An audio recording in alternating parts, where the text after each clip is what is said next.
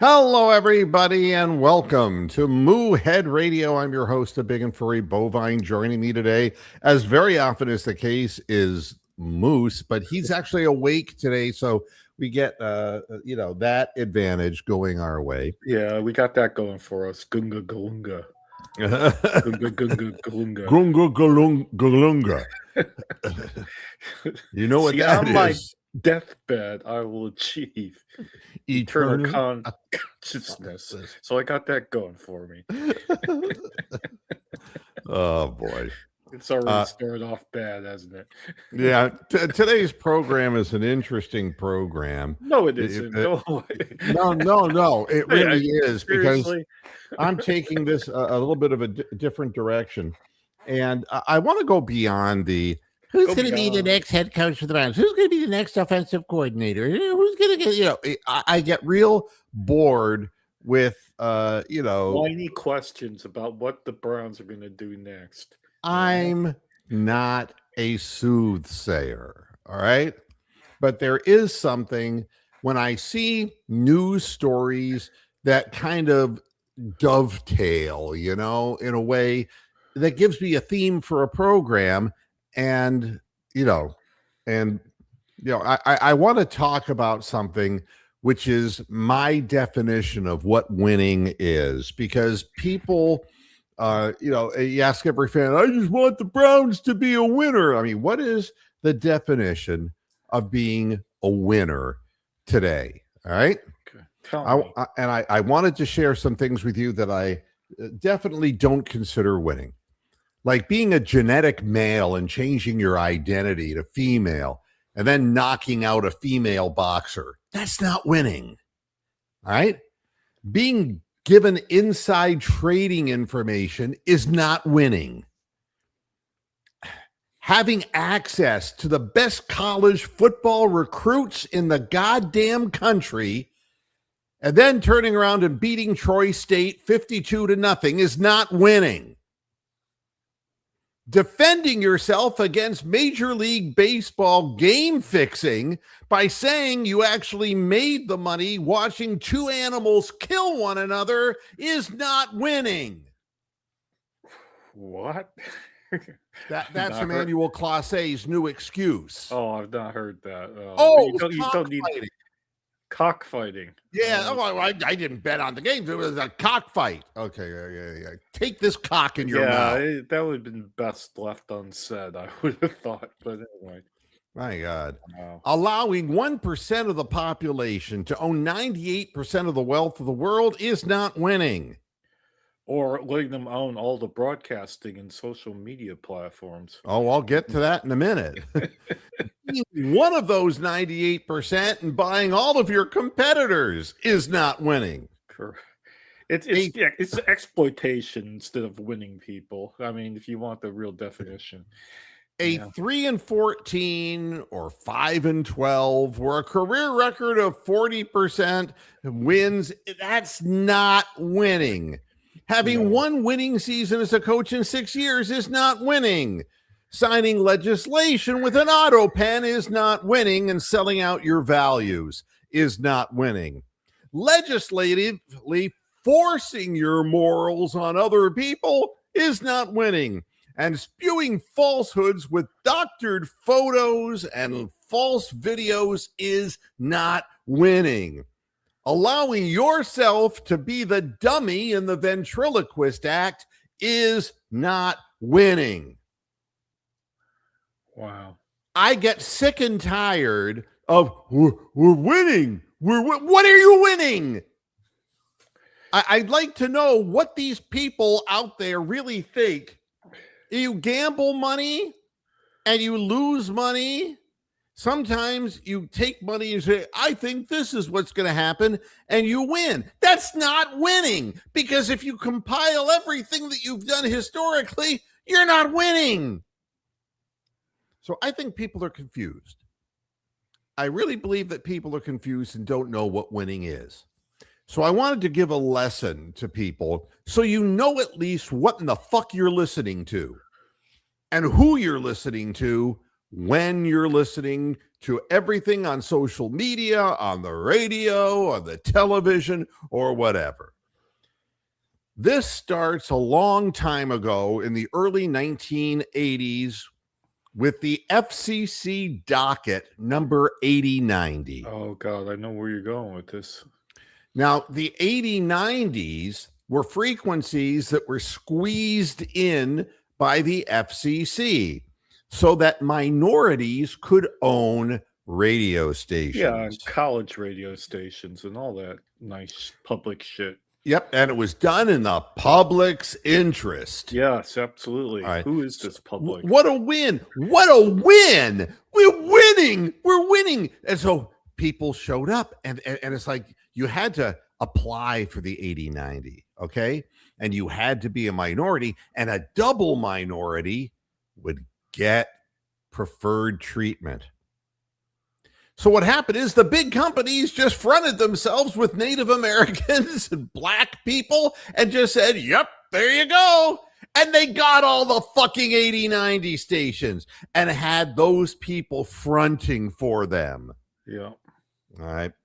So what ended up happening is the big guys got all the frequencies that set up what happened to radio in the 1990s that ended up killing radio completely, along with technology and time. I have been talking about 92.3 FM over the course of the last couple of weeks, and Sports Boy Tony and his stupidity. And I wanted to take a deeper dive. Who owns 92.3 The Fan, WKRK FM in Cleveland? Because nobody's going to tell you this except me. This is fucking truth. All right? Can I guess? Can I say it's Disney ultimately? No, it's not Disney. No, it is not. Right. Nope. Well, I'll let you carry on. Yeah, this is really interesting. 92, and this is right off of current ownership. Known as 92.3 The Fan, is owned by Odyssey, AUDACY Incorporated, a major radio broadcasting company that recently emerged from bankruptcy with ownership transferring to a new entity funded by creditors, including groups linked to George Soros. You stupid MAGA fucks! You don't even know. The guy you think is the most dangerous man in the world owns 92.3 The Fan. But you see, wow. the bottom line is that these people own everything. I want to share with you Odyssey.com that did not exist when I was in the radio business. The company never existed. And this is going to absolutely make you, if you continue to listen to that drivel after I'm done, you should share this with everybody. Because do you really give a shit with something owned by George Soros and what the people are paid to say? Do you really give a shit? Odyssey the company Odyssey owns 3 stations in Arizona, and I there's a whole series of them. Okay. Phoenix, Los Angeles, Riverside, San Bernardino, Sacramento, California, San Diego, San Francisco. How did this happen? Denver, Colorado, Hartford, Connecticut, Washington, D.C., Gainesville, Ocala, that's here in Florida, Miami in Florida, Orlando, and tons of stations. Do you realize in Miami alone, 1, 2, 3, 4, 5, 6, 7 fucking radio stations in Miami, 3 in Orlando. And 4 in Atlanta, and 7 more in Chicago. In Wichita, Kansas. Listen to this. New Orleans, Louisiana, Baltimore, Maryland, Boston. I am just nowhere yet near the end of this list. Springfield, Massachusetts, Detroit, Michigan, Minneapolis, Kansas City. Look at Kansas City. 1, 2, 3, 4, 5, 6, 7, 9 radio stations in Kansas City. Stupid fuckers. And they're owned by George Soros, who doesn't know dick about radio. He just knows how to own everything.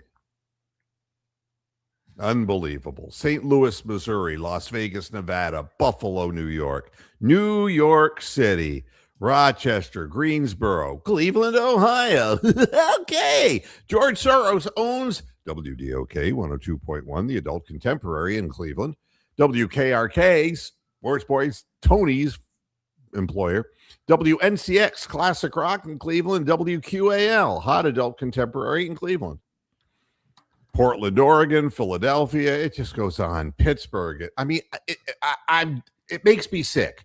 It literally makes me sick. How did these people end up in this position? They own a ton of shit. Wow.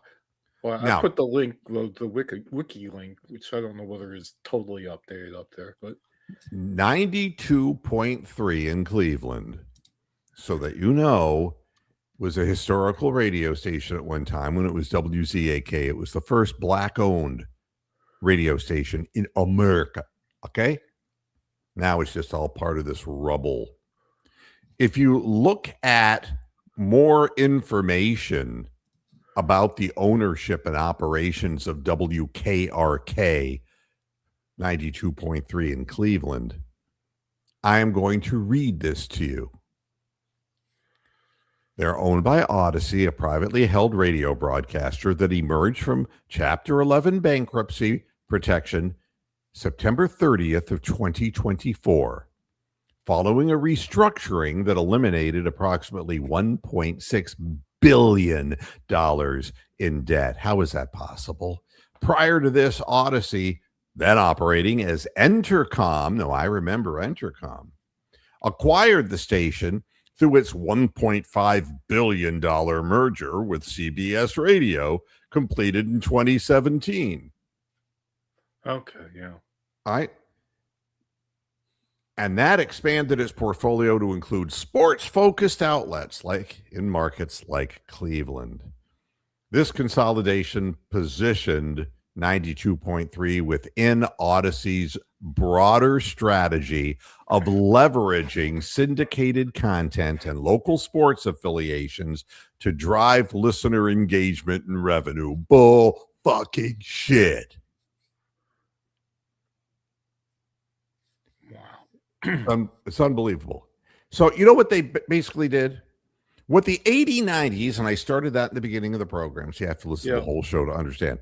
Through the 80s, 90s, the frequencies that they added, that the big guys all got, then bigger fish ate smaller fish, then bigger fish, then bigger fish, then bigger fish, and bigger fish, until they bankrupted the motherfuckers. Correct. And then, clang, clang, the end of the line, George fucking Soros.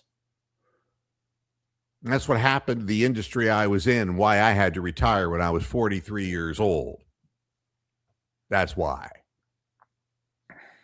Now, the thing that makes this really irritating to me is how can you believe a goddamn thing that they talk about? Whose interest is this in? It's not in the public's interest. No. So who's winning in a situation where every single radio station is in the hands of a select few people, that television stations are being bought out and merging, and how does this help? I don't understand. How does this help the process out? And what is the concept of winning in this environment? And I'll tell you what part of it is. Indiana Hoosiers quarterback Fernando Mendoza, he's going to be the number one pick in the NFL draft. He's worth $1.5 million before he even steps on an NFL field.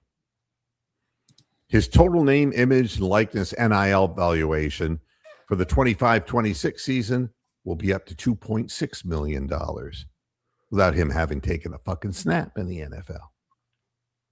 That places him amongst the top 5 highest valued players in college football. Not highest earners, highest valued. There is a difference, too. Yep. Between value and earning. So I look at it this way. I was in favor of all athletes getting compensated for their likenesses so that video game companies like EA and those monsters that own everything and bought out all of their competition in sports video games, so that they just didn't run rampant and just literally steal the identities of players without compensating them. But we've seen how this works, has worked out.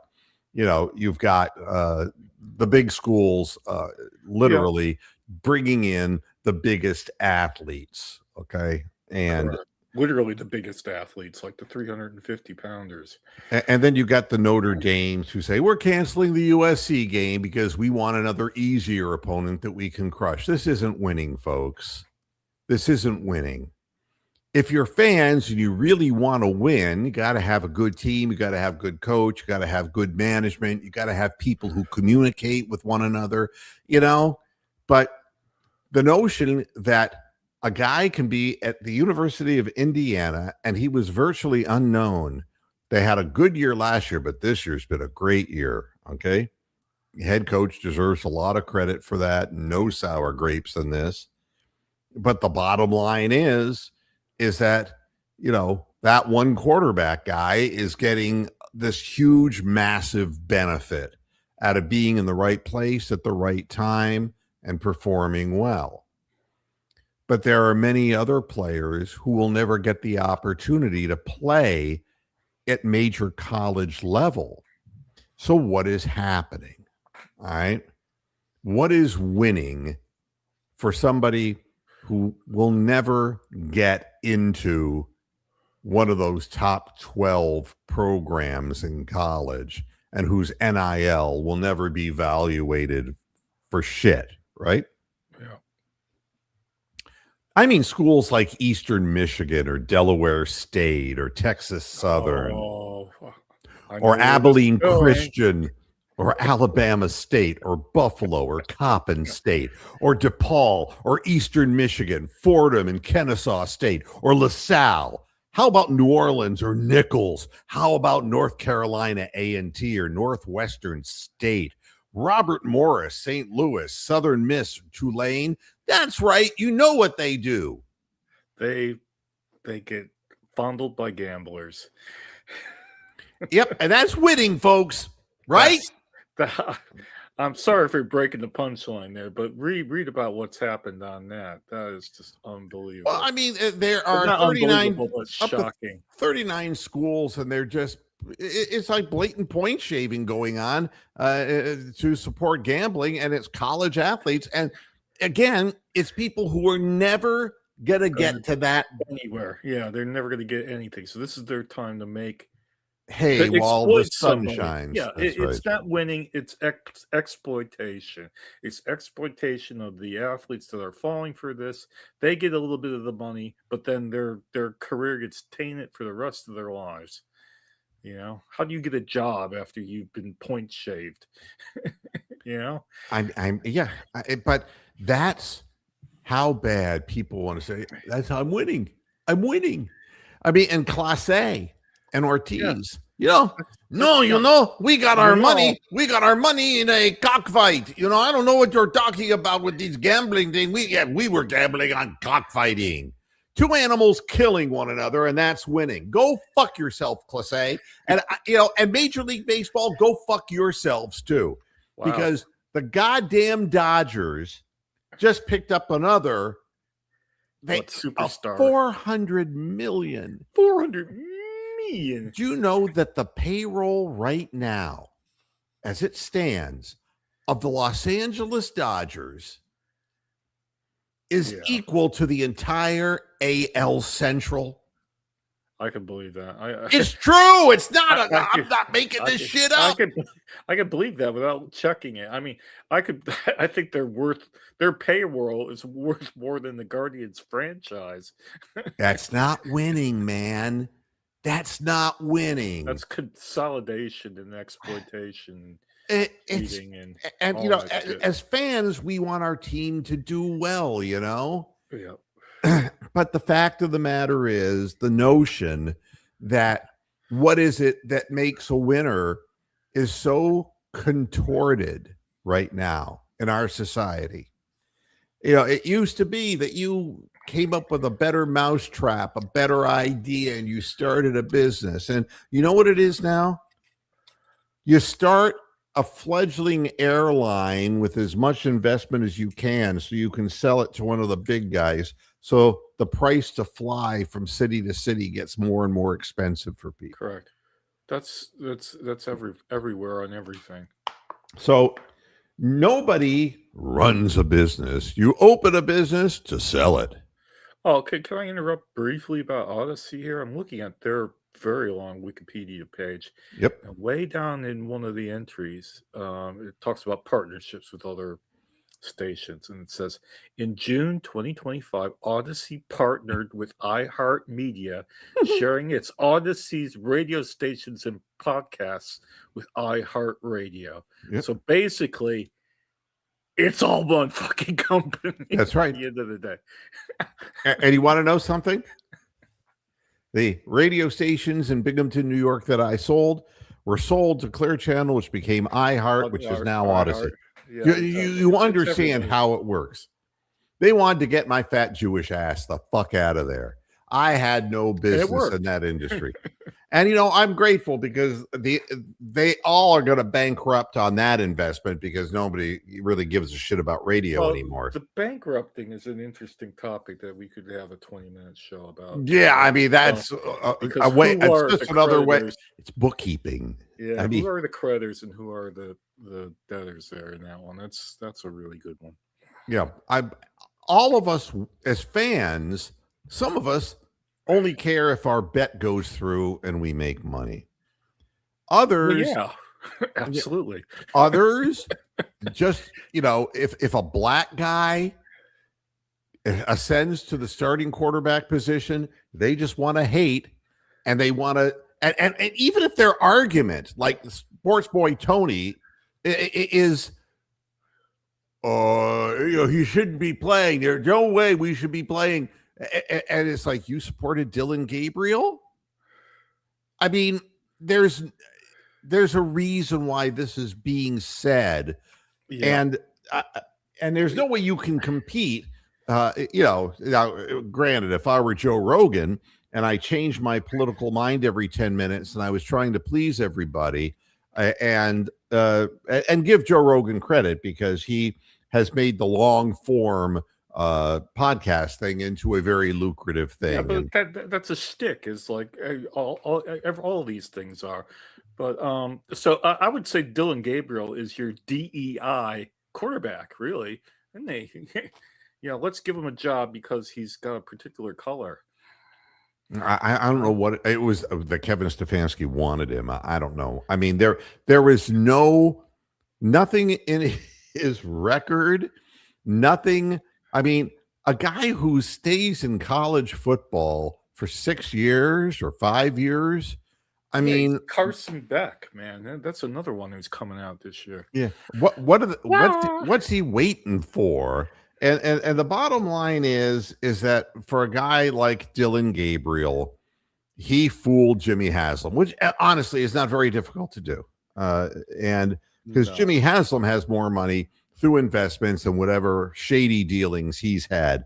And I can tell you the only reason he's the owner of the Cleveland Browns was because he was a 2% owner of the Steelers, and they wanted him in that division.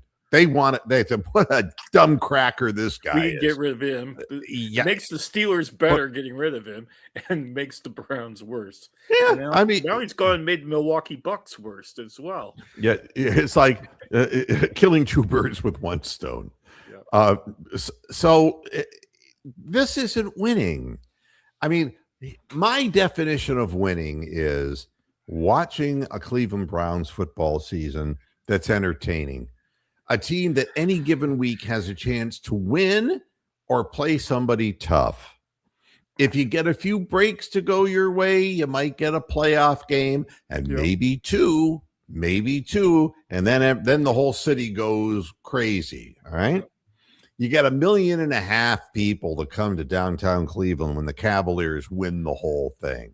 That's winning. Winning is when the Cavaliers won the championship.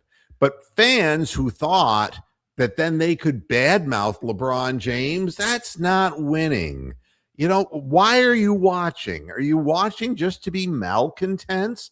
Are you watching just to say bad things about this player or that player? The only player I really have a problem with on the Cleveland Browns is Jerry Jeudy. All right.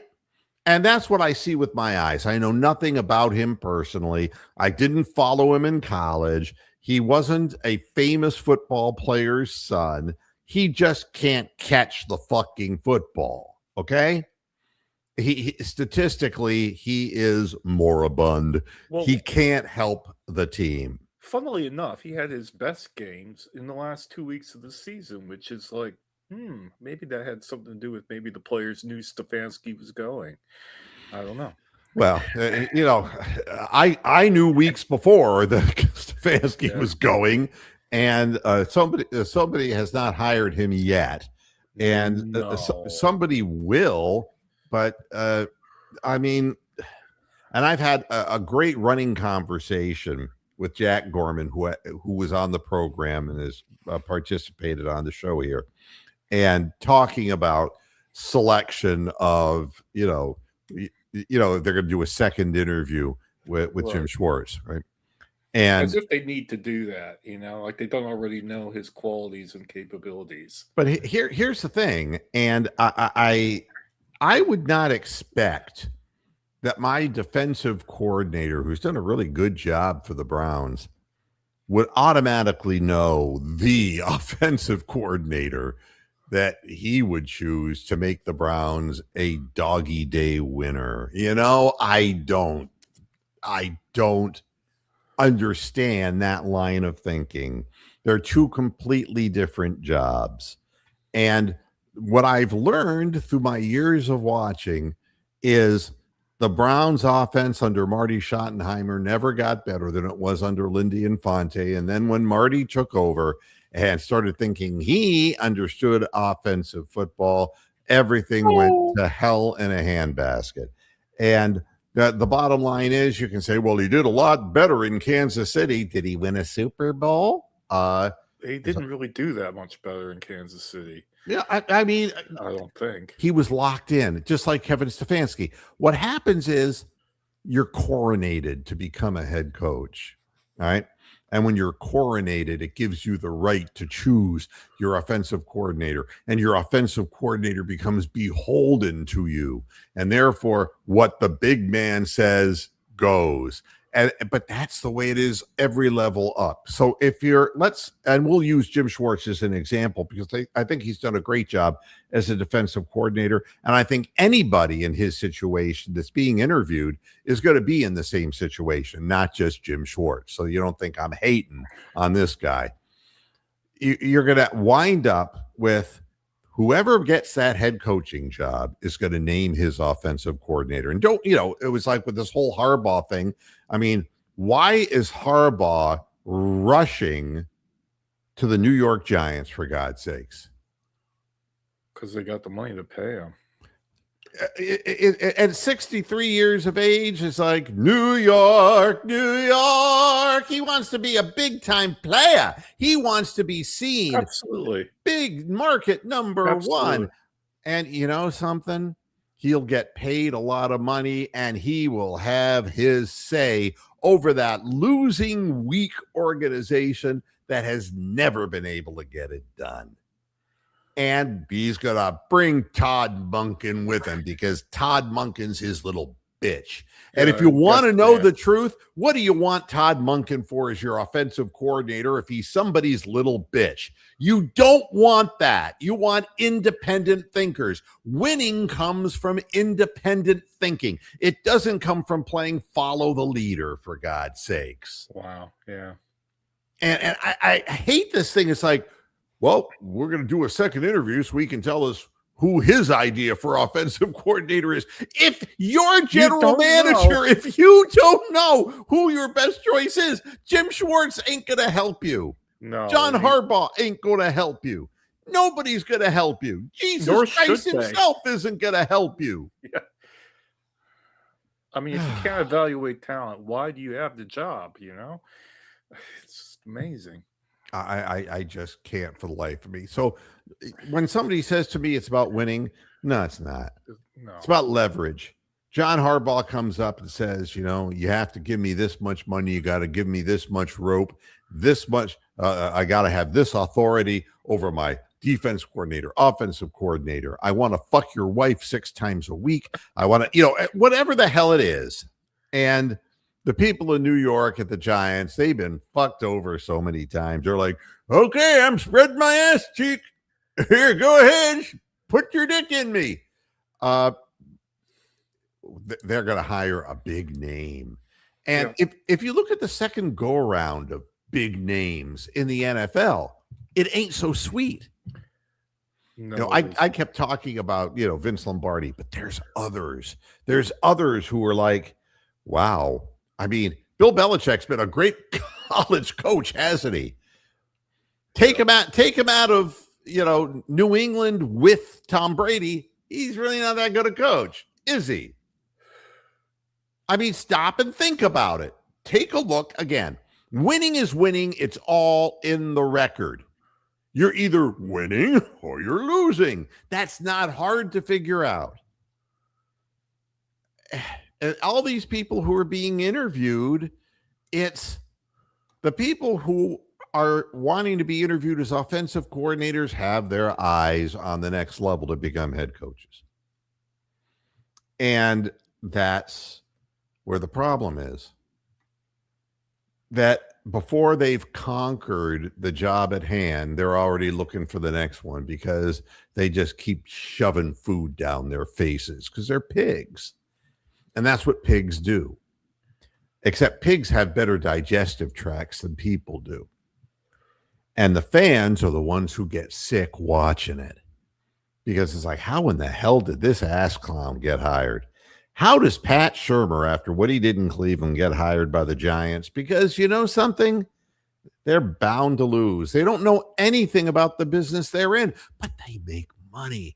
You just, the New York Giants, just media rights alone, they make so much fucking money. And who owns the stations that do the New York media? That's right.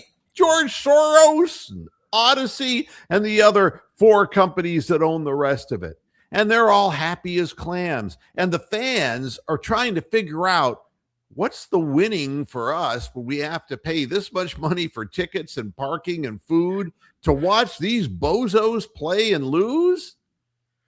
And they want me to subscribe to 4 different networks, TV networks so I can watch games? I have to feed this fucking monster? It's to me, it's like the whole thing has been lost. The whole meaning of this has been lost. And winning is through creative thinking. It's putting together something that somebody else wouldn't have thought of. And it may only confuse the league for a year until they look at it at film. And then another creative person will come up with a defensive methodology that may stop your scheme. And that means the offensive coordinator has to be forever restoring fresh ideas into the offense. You've got to have a good thinking person. You're not going to tell me that Romeo Crennel was a thinker. You're not going to tell me, that Kevin Stefanski knew shit about how to change his offense once the league figured it out. They were running behind the line of scrimmage. I mean, we were supposed to be running plays that were, trick plays, that were deception plays. And the defense was running to the guy who was going to end up with the ball. I mean, they knew the plays better than we did. Like there'd be a flea flicker and there'd be a linebacker riding the guy, finally getting the ball to throw it downfield. Who owns the media is going to they're just going to make you look this way instead of looking straight forward and looking at what you have as a fan and saying, you know something, there's some old bullshit here. We're not getting better. And the price to get into the game is getting higher. And they're going to ask me to add to my taxes to pay for Jimmy's dome. Are you fucking kidding me? but you'll keep doing it because you're like the guy who's whipped, who thinks the only way he can win is by occasionally winning a wager. And that's what it comes down to. Winning is not just about money. Money could be the result of winning, but that's not the definition of it. It's not the thing itself. Yeah. And, look at this headline on Cleveland.com, for God's sakes. How can the Browns fix their offense if quarterback is not an option in the draft? And it's like, something? The last time I checked, at any given moment, there are 10 other guys on the field. And if the 10 other guys are doing their job and your quarterback is mediocre, Trent Dilfer, you can still win.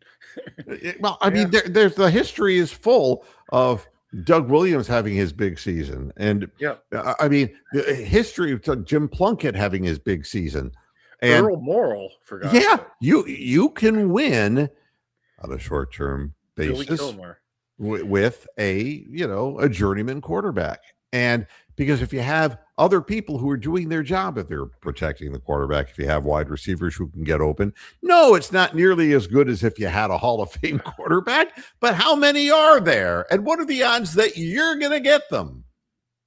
And, what? The thing that really kills me, we're just going to have to tank. What the fuck? That's terrible thinking. Tanking is just... Oh, but something just popped in my head. Those fantastic Washington Redskins teams from the 70s and 80s, and they were called the Redskins back then. Their main focus was their offensive line and having running games like John Riggins and Larry Brown, I think the guy was, and they had some great teams, but they never had a great quarterback. I mean, they had Joe Theismann for a few years, but they had Sonny Jurgensen and Billy Kilmer, and then they had Doug Williams, and they had a whole load of guys that were kind of Mark Rippon, but they were a great team because they had the offensive line. They had the Hogs. They actually had an identity. They were so famous that people would go and dress up as. We need Hogs in Cleveland. Yeah, you need to control the line of scrimmage. You draft the quarterback. I mean, and you say, well, the quarterback holds on to the ball too long. Well, with the Cleveland Browns, that's 2.2 seconds. They're in the backfield before he even turns around and looks to see who's open. And that's true of Dylan Gabriel. It's true of Shador. It's true of Joe Flacco.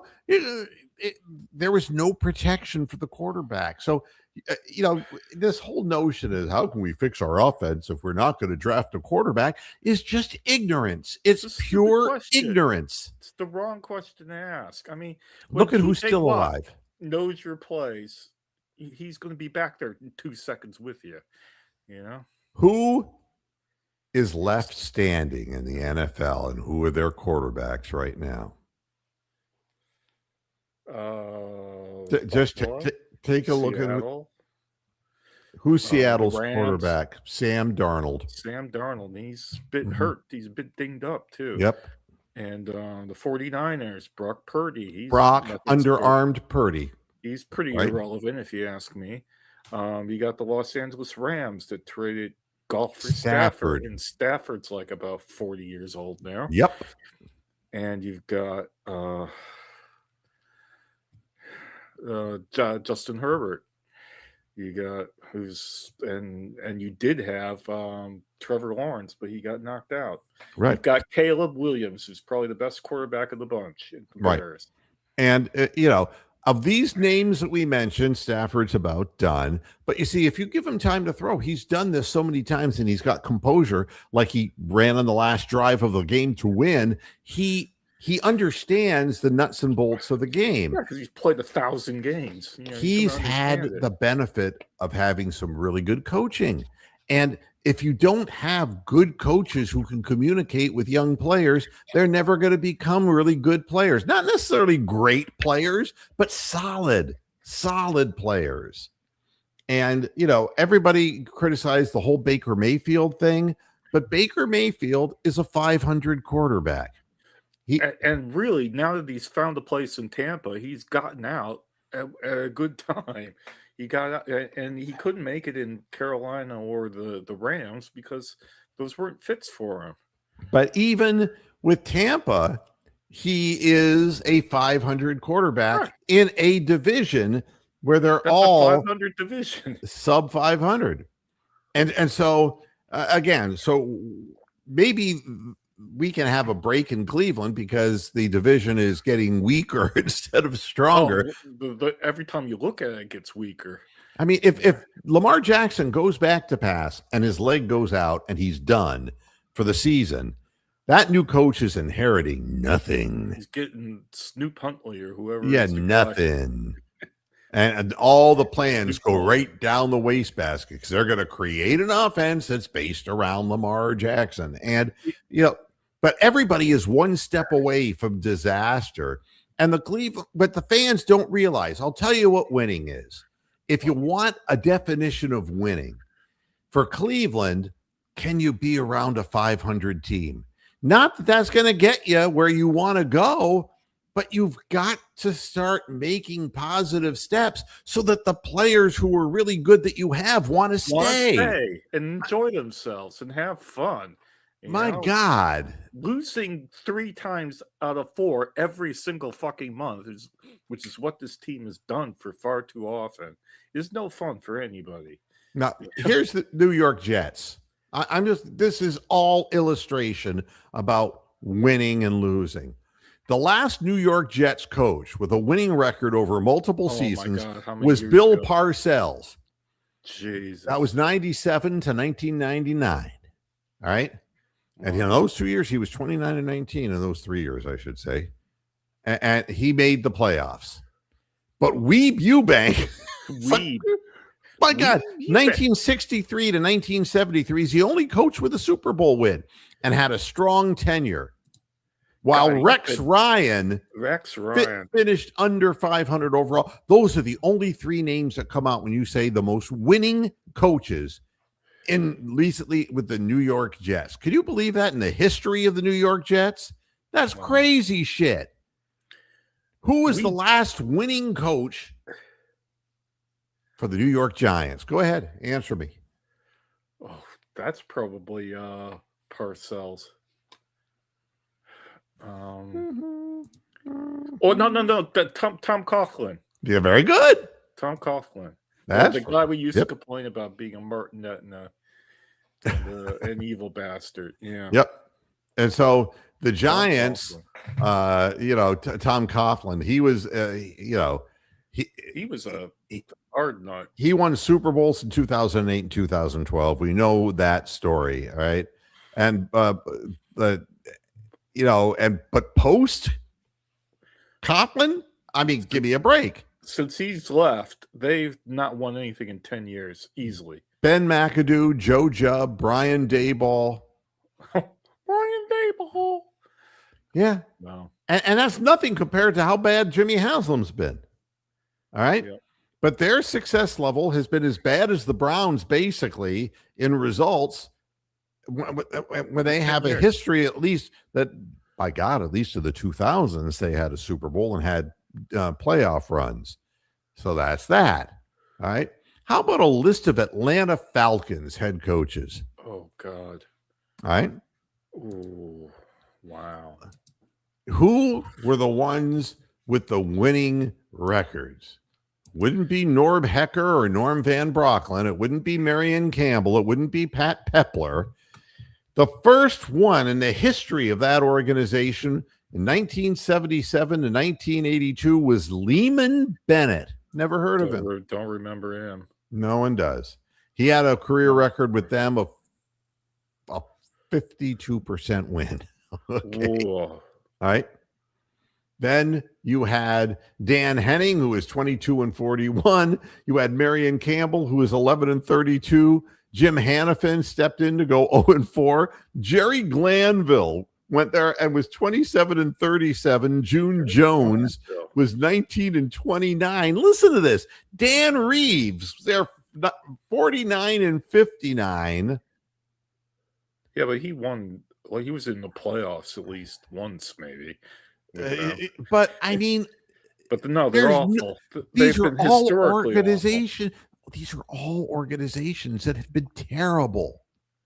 That have been terrible, and not as bad as the Browns. That's the point. Correct. So it's, but who is the biggest winner in the history of the Atlanta Falcons? Probably Dan Quinn. That's what people remember. That's not the truth. Oh. Mike Smith. Mike Smith. The man was 112 and 66. The guy brought him to the playoffs 4 times. Nobody remembers him. Dan Quinn was 43 and 42. And then, of course, their most recent streak, Raheem Morris. We know about him. Arthur Smith. And then another go with Raheem Morris. Dancing with the devil. So yeah, but they got a nice dome, no? Yeah, right. They got one of the great stadiums of the NFL. And the guy who owns the teams owns box stores. I mean, some of the worst franchises have fucking domes in this league. God damn it. The guy owns Home Despot. Wow.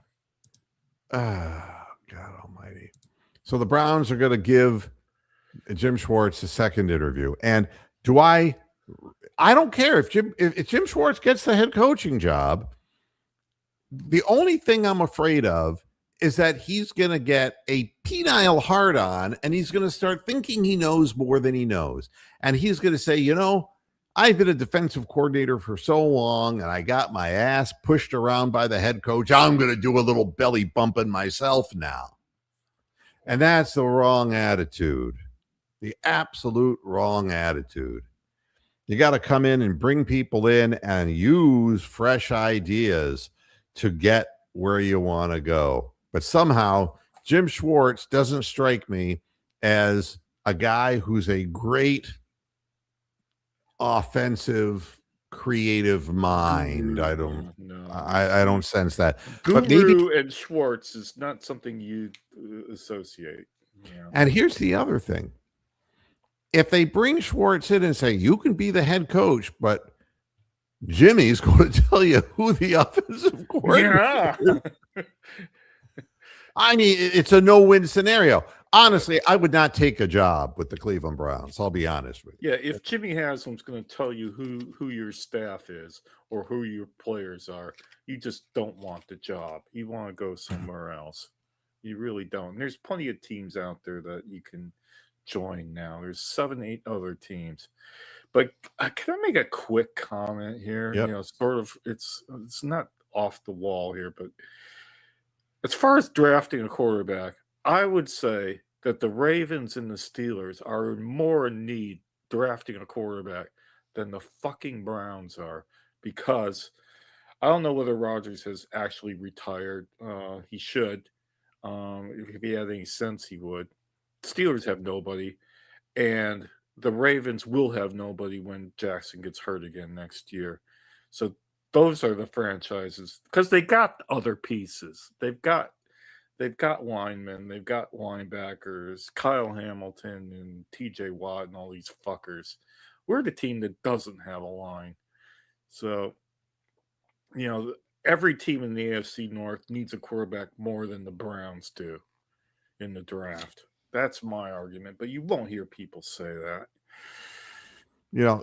As far as if you want an offensive lineman, the guy from Miami, Magoa, this guy is a monster, 6'6" and 335 pounds. You need to have an anchor on the line, but he's a right tackle. Block 2 guys. He's a right tackle, not a left tackle, and the Browns will probably try to fuck him over. And move him to the other side. And he can't move that way, or his legs don't work that way. Yeah. So he's been a 3-year starter for the Hurricanes, and we know that Miami's had a breakthrough year, and that's going to help him as far as the defensive line that Miami's got is unbelievable. They fucking ass raped Justin saying, when Ohio State played them. Yeah. Now, here's the other part of this. I mean, if you have to use your sixth pick on an offensive lineman, you're going to have to do it. But boy, fans are not going to be happy about that. Oh, I would be, but I'm not your typical fan, I so understand. And I would when be you look at fucking overjoyed. the wide receiver situation, if you then say, okay, then we need a wide receiver, and we're going to be down at the 24th pick, then you're looking at, guys like Denzel Boston. There's a couple of guys, Casey Concepcion from Texas A&M. We've had great history with that university. I, I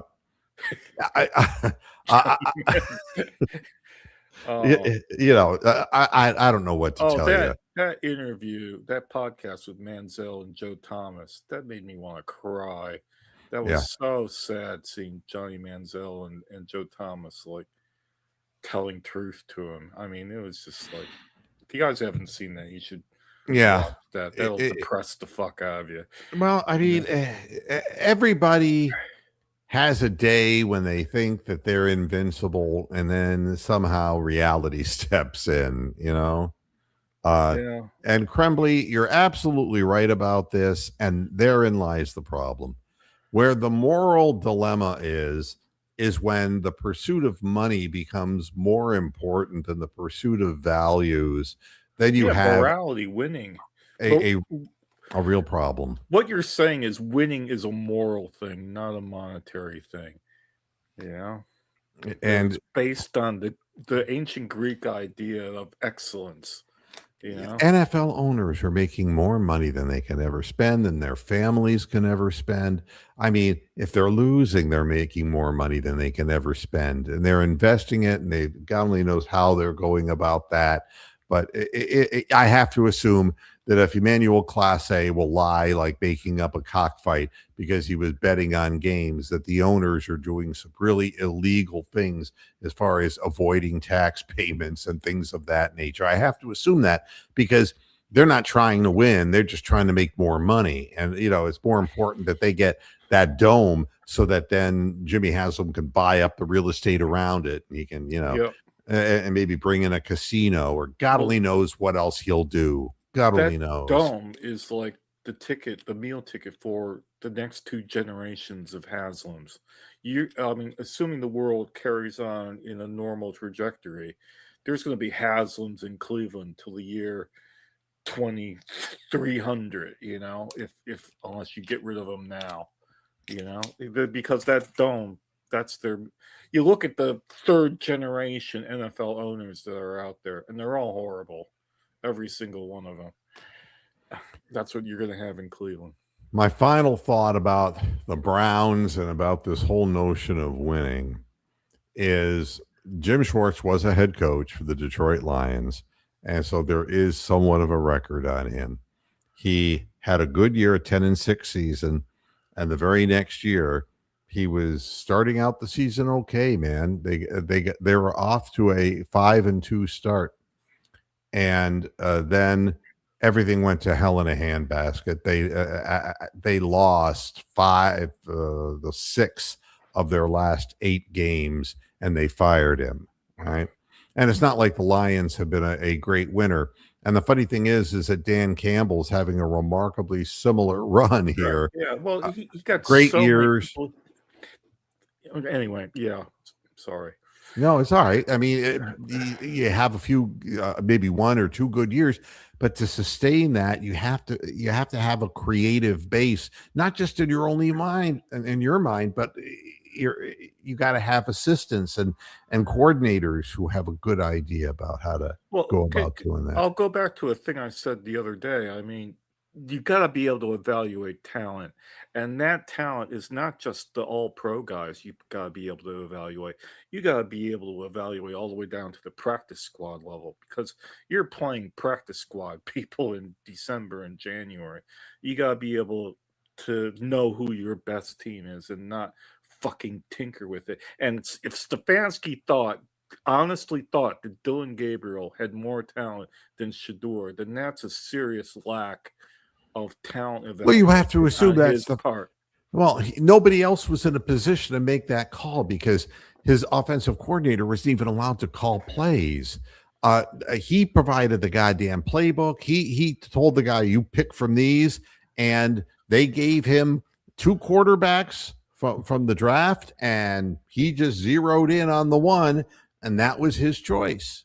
Nobody can deny that that's what happened, and Yep.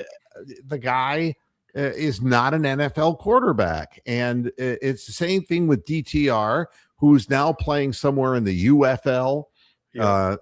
And you can't make such blinding Bad mistakes. evaluation, yes. Well, the only thing worse than drafting somebody like that is your head coach getting behind Plays it him and for 2 insisting on months. playing him. Yeah, I mean, exactly. that's just a double down in a way Yeah, I that mean, how many games did Anthony Schwartz play when it was clear that he had no football acumen or IQ? you know what it amounts to is that somebody's embarrassed to the front office that they drafted him, and Yep. and the general manager is like, I'm going to try to justify this, and it's like Cedric Tillman, that you can keep running him out on the field, and he might have a good day here and there, but he's going to get hurt, or he is just not going to be a factor, and it's no different than Donovan Peoples-Jones. Yep. He's got to have a good year, but he never amounted to anything when he went Once to he left Detroit. here, he No, and the only reason is we had nothing here. I mean, and the real question is, I want to see some real receivers with Fannin. I want to see if teams don't have to. Oh, good point. I mean, there was a big deal made about how Stefanski supposedly discovered Harold Fannin and was glad that he had a shitty combine and all that because he knew he was a football player. That's the only player I've ever heard people compliment Stefanski for finding. That's Yeah. the only player. I have not heard that story about any other fucking player. If it actually happened before Fannin, we don't fucking He was know. a narcissist, and he may not have even felt that way. He may be taking credit for that. Who knows? But the fact is that Donovan Peoples-Jones had that 1 year where he caught, like Everything. 800-900 yards worth of passes, but there was nobody else to throw to. And, Fannin was in a very similar situation where he was, in a tight end oriented And it offense. was like that year that Peyton Hillis had that 1,200 yard because nobody else was there to run the ball. Yeah, I mean, it can happen. So we'll find out more, but I can't imagine that Harold Fannin, the guy I saw this year, if he had to go one-on-one with people, he'd twist them up like a pretzel if there were wide receivers that the other team had to worry about. Yep. And, and the other thing is if there was a quarterback who could actually throw the ball more than 10 yards down the field, that would have something to do with it too. Before I get out of here, I want to talk about the Cavaliers as well. And obviously, tonight's game, the back-to-back in Philly, tonight's game is going to be fugly because we don't have Darius Garland playing. We don't have Sam Merrill playing. But we do have Larry Nance Jr. and we have Lonzo Ball. And a lot of people are saying, Lonzo's getting back on the floor and playing again. And it's like, we're 3 weeks away. You knew that. It's a perfect time. It's a perfect time to showcase the son of a bitch. If you can get rid of him, go for it. The Price is Right showcase. Here he is. Lonzo Ball. A brand new car. It's like, you could have this box that Monty's holding. Bring right. down the box, Monty. You just won a llama. Her name is Dolly. Dolly Llama.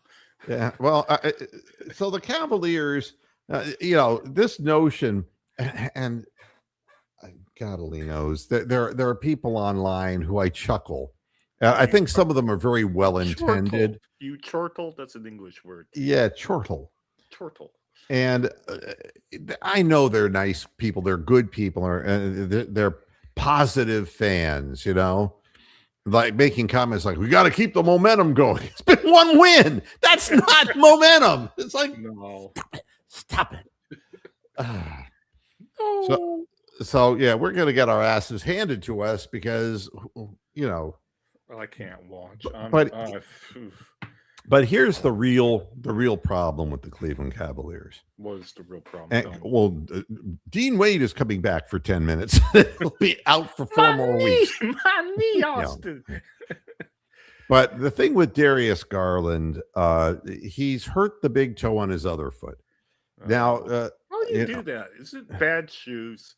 I'm thinking it's bad shoes. No, I think there's a lot of issues. And I think the more that he plays a game that is going into the paint and he's going to literally fall on people's feet, he's in traffic, the more he shot pull-ups and floaters and that kind of thing, he's all right. But when he tries to penetrate too much, he's swallowed up. But he is going to have a short career. He's going to have a short NBA career because his body is too small to play the way he's playing, and he refuses to get in better strength conditioning in the offseason. People say, well, he was injured in the offseason. Not all the seasons he's been in Cleveland. He looks like somebody's little kid brother out there. He's exceedingly talented, but his body won't hold up. Well, his frame probably can't cope with, putting much more mass on anyway. The game, I'll tell you, the game has become so much faster and more physical. I mean, it's and what the 76ers are going to do tonight. They're just going to come out and beat the fuck out of us. Yes, they're just going to play physically and just, they're going to dare the referees on their home court after losing to the Cavaliers. They're going to dare the referees to blow the whistle and call fouls on them. They're going to be reaching and grabbing and they're going to be throwing illegal screens, and they're going to be giving elbows, and they're going to be pushing the Cavaliers under the basket away from rebounds. That's well, that's what we have to deal with. I wish we had drafted Edgecombe. I think he's going to be a great player if he doesn't get hurt. So, I really like him. Yeah, I think that what the 76ers showed in the last game was just horrific. I mean, it was like... Yeah, like I've said, I mean, they're a team that doesn't enjoy playing basketball. You just look at them and they look miserable, and we've seen Cleveland teams like that. They don't enjoy what they're doing or what they're playing, and the Sixers just look miserable as fuck. I mean, Embiid never looks happy, Yeah, it's the 76ers. What did they call it originally? The process. A process, and it's been an elongated, unsuccessful process. And there's something tainted with that franchise for a long time. And I'm being asked, who do I got winning the games? Oh, the games tomorrow. Wow. Yeah, Buffalo. To me, Buffalo and Denver. It's hard to beat anybody in Denver. It always has been. That's a tough place to play, and I don't know what the weather's like, so I can't even begin. Yeah, it could be anywhere from 70 to fucking 30 below in Denver. And I would be, the way Seattle's been playing, if they lose to San Francisco, that's going to be pretty fugly. Seattle's a tough place to win at, and I'm going to have Seattle in that game. And I read something about Darnold not being 100%. I don't know. No, that's true. He has a secondary injury that he's still nursing. And but did he hurt his forehead or something? Massive forehead he's got. I don't know what I read it, and I'm not retaining it. It was something. I think it was like in his body or his rib cage or something like that. It was something that was a body, not a leg thing. Not a leg. But a torso thing. Yeah, that's what my recollection tells me. And if anybody knows that, the chat room, fire away. But I would avoid Seattle if Darnold's hurt. I don't. No. And the thing is, Allen got over the hump, and so now he's got to go into another hostile environment. And the question is, what will Bo Nix do in his moment in the sun versus? They haven't played for a couple of weeks now. So that's right. Are they going to be rusty like these CFP playoff teams? And I think that's probably right, Rick. Yeah, that sounds plausible. I mean, at some point, the NFL's got to go to an NBA type of playoff system where it's conference based and not division based, because we cannot have these 8 and 9 teams having home games and making a 12-5 or 13-4 team go on the road and have to fucking play some 500 chump team in their own stadium. It's just a joke. Yeah. I mean, and the weather can't be good. Houston going to New England, that's going to have to be a very cold field. And at Chicago, I know up in Ohio right now, we've been getting all kinds of snow. Well, I've heard the iguanas are dropping in Florida. You got the iguana dropping season going on. So that's different. But what does Dwayne Stat think about all that? I'm just trying to stay away from the lizard shit. That's what I'm trying to do. Go fuck. You know, I haven't said go fuck yourself today. You've done it a couple times. Well, I have not said that. So who is Dwayne Stat? No, I haven't said go fuck yourself about anything. You know, like some certain people can go fuck themselves. I was watching Bruce Drennan. He was still around. He was doing some a podcast thing on it's one of the networks. Not a big network, it's a podcast network, and I don't recall. But it was. I love you, Cleveland. Go fuck yourselves. No, he's taken on a new thing. It's like, Oh, he's got a new act. No, not really. He's like, I really don't think the Browns are going to be able to get any better. I just don't. I don't believe it. And I don't believe it. And I'm looking at him, and it's like it's worn old Bruce down. Oh, yeah. Well, and it's like, so who you betting on, Bruce? Shut up. Who's gonna make the over? I really like Bruce. I really do. I think he's a real. Everybody nice guy. should love Bruce. But he actually had to share a jail cell with Bruno. Can you imagine like what he must think seeing all these news headlines about these kids from Eastern Michigan and bumfuck university having to point shave to get money to pay tuition? Yeah, put him into a prison in West Virginia. My asshole's never been the same since. It started off this big. It's not that big. The way he got that slug line was that Bruno, his cellmate, it was like he was forced to say, "I love you, Bruno." Yeah. But but listening to Bruce, he was like, I don't think that they can get this done. And I think all of us kind of have that feeling that it's kind of hopeless. That's always in the back of our mind, that everything's hopeless and everybody's dead and life's meaningless. That's interesting. He has a weekly show called Bonus Time with Drennan on the Big Play. That's what it was. Big Play? I've never heard of it. No, actually, Donald Trump has a program in Dick Play. Wow. Sports Net. Oh, I'm kidding. No, it's and then Joe Biden has something on the autoplay network. You just click on it. Non-functional Dick Sports Network. But no, I don't know who all these people are behind Big Play. Well, it's gambling companies, I think, and that's got to be the ultimate thing. I wonder what Bruce thinks. It's like he's got to watch his P's and Q's, or else he's going to be limping again. We love Bruce, but we don't love him in that way. Actually, I really had nice conversations with Bruce when we were doing the whatever, what was it called again? DSN, right? DSN. Oh, the glory days of DS. That's like 12 years ago now. That's long time ago. Yeah. And what the hell? There wasn't a place I ever worked at that I didn't get fired from. So. I wonder if Gary the numbers guy is still alive. He was a fucking legend. He's alive and counting. I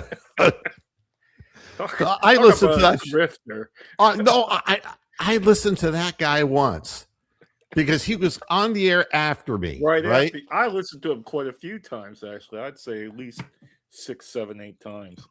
And oh my God, it was like, this guy's delusional. It's like, this is like they have the talents. They had Bruce in the morning, and then they had the more talented people. And when Moohead came on, it really started dropping off.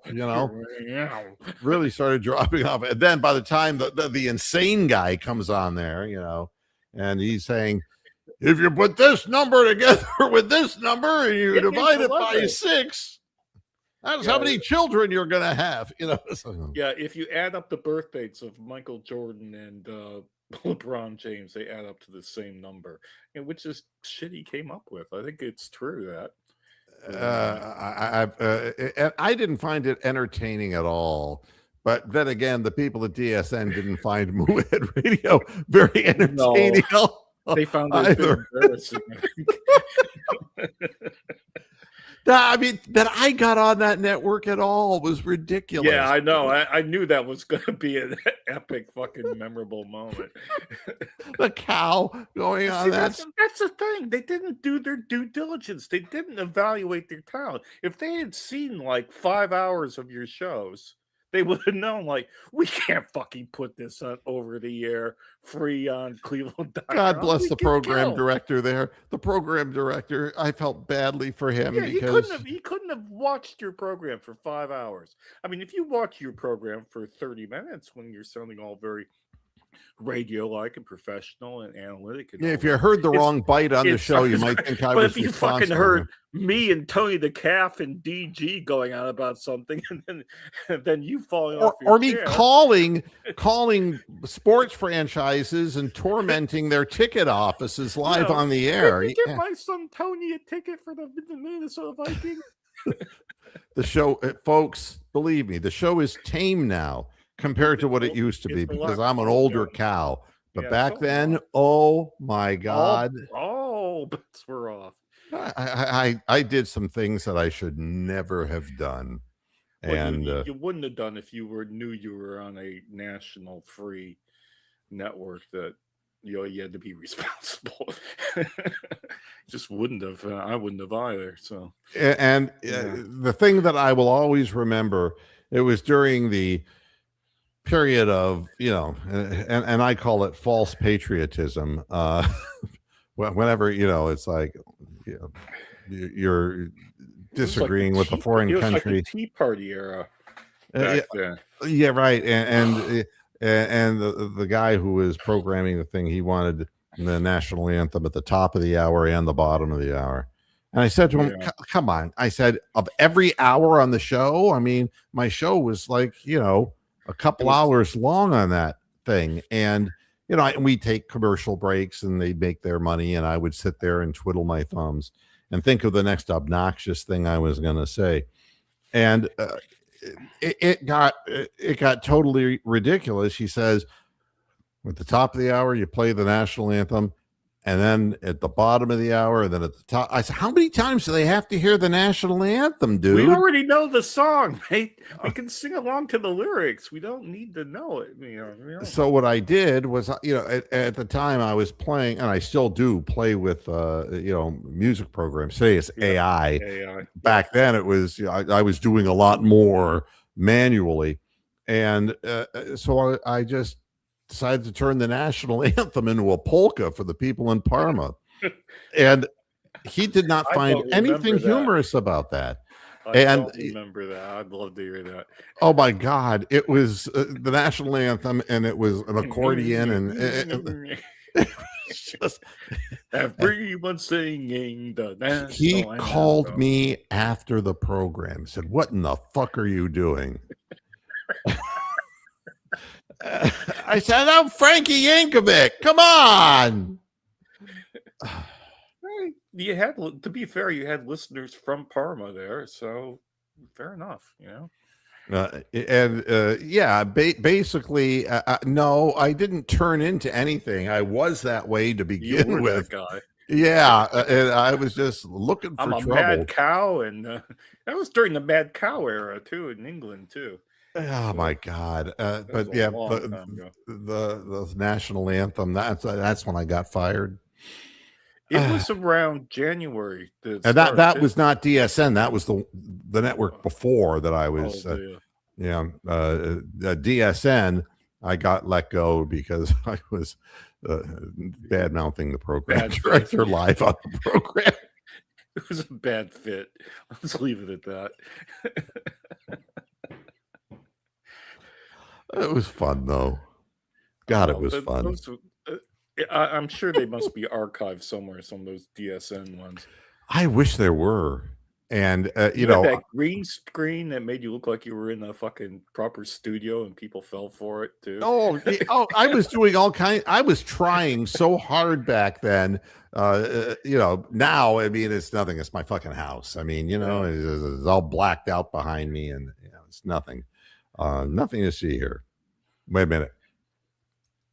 Disperse, people. There's nothing to see. It's like that. Yeah. But well, we got to get going here because hey, we're only a half an hour away, basically 40 minutes away from the Cavaliers start. Am I going to launch it or not? Yeah, you're gonna, but you can always go to bed. You can always go to bed. Yeah. You can always just try to go to sleep through your anger. Oh, all right, Bronx. Thanks for sticking with me here. I appreciate it. The bottom line is, Stephen, we don't know who's going to win the games this weekend. We have no idea. So no, I really don't, and nor do I have a horse in the race.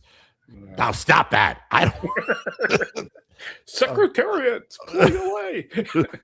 Yeah, and whoever wins, I'm happy for. I'm happy for Mendoza that he's in a national championship game. I'm happy for Miami, who are the underdogs. I'm happy for them. I want Miami to win just because they're the underdogs. All right, here's a question that's relevant for everyone very quickly. Are any of the games on Prime? Are they all on networks that people can actually? What the NFL games? Yeah, the NFL games. The one NFL game is CBS and Paramount Plus. Right. But I think they're just network. I think they should just put them all on Netflix and just fuck people over. Here we go. We're not going to show any of the games on network TV. Fuck you. Go fuck yourselves, fans. No, actually, what I did was worse. It Rick. was. I mean, it was religious. Do you remember Stig Nevers? Oh yeah. It was a character that I created, and he was a punk rock singer, and this is why the Sex Pistols comment comes up. And and Stig. I'll do Stig Nevers because it's been like many a decade. There's one thing I can't stand. That's Debbie Gibson. Although I'd love to fuck her with a crucifix. Now that went off on DSN.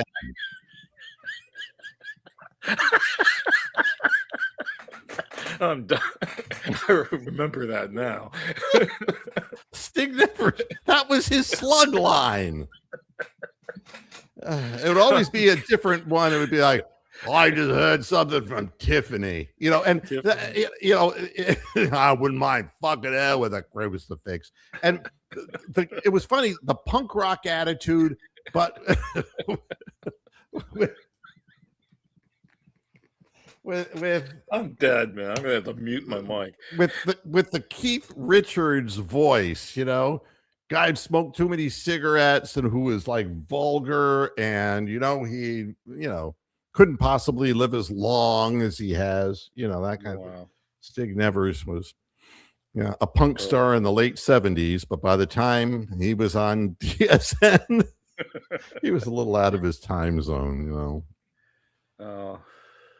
I love that song. I Think I'm Alone Now. A lot of people don't understand that was Tommy James and the Shondells, But when it was just clever, that girl, she would play in malls, and it's like I'd get this big hard on, and it was like I gotta find the crucifix. I don't know where it came from. It was just the most obnoxious thing. And oh my God, the woman who was there was a woman from the Plain Dealer. I forget her name now, and she had a lot to do with it. And she was like, "You can't say it. You can't say that." Yeah. Why don't you send me your picture? Oh, the compliance department at the Plain Dealer must have fucking loved you. It The was, lawyers were going, we gotta stop this now. I'm so happy I did that now because it was like Great. punking the establishment, you know? Prime. If you had to pick my favorite era of Moohead, probably that DSN era was like right up there, and then the Romeo Crennel era with Leroy when Leroy was Yeah. healthy. Yeah. That's also, I used to run all those photographs of babes at the end of the program for like about 10 minutes. You know, there's something looking at a woman who knows football, who's like 63 years old. And you know something? With a dry pussy like that, I'd love to go after it with the crucifix. Oh god! But this is I know. bonus vulgar mulehead. And the thing is that I don't care. I don't care. Mr. Moohead, I care. Doesn't But Mr. care. Moohead doesn't care. Doesn't care. You put Mr. Moohead on a network, you Oh know? no, it's a recipe for embarrassment. Absolutely. Absolutely. And and he would bite the hand that fed him. You know that. Oh god! Yeah. Bite it off and munch on it. Yeah. All right, Bronk. Thanks for sticking with me. I appreciate it. Thanks everybody for Yes, tolerating these indulgences. I'll be back again on Monday, and we'll be talking about whether the Browns have gotten any closer to what they're eventually going to do, and whether it's right, wrong, or somewhere in between. Anyway, if you find clips of DSN, you should just share them sometime. Share a screen of 5 minutes of it. That would be a fucking shock to all the new viewers out there. I would have to go way. You know, I used the to have Wayback Machine. No, I used to have a lot of them on disc, on compact disc. Right.